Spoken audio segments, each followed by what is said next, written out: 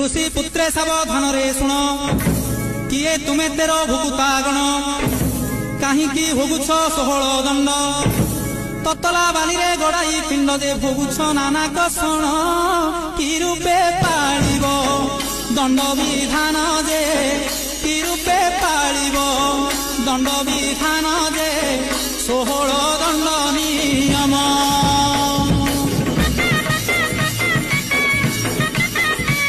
ऋषि पुत्रे सावधान रे शुण किए तुमे तेरो भुगुता गण कहीं भोगुछ 16 दंड ततला बाली रे गड़ाई पिंड जे भोगुछ नाना कषण